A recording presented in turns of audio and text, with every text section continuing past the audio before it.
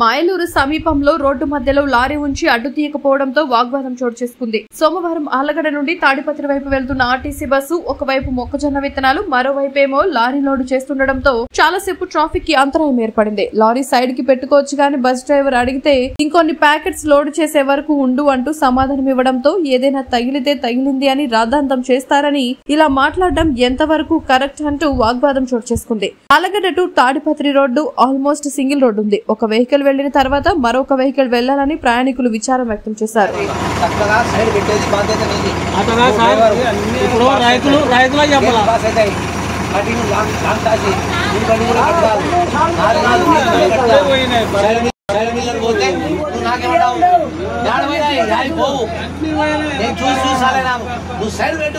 side పెట్టి గంట పెట్టుకో, ఒక రోజుల్లో ఆపేడా ఎవరేమన్నారు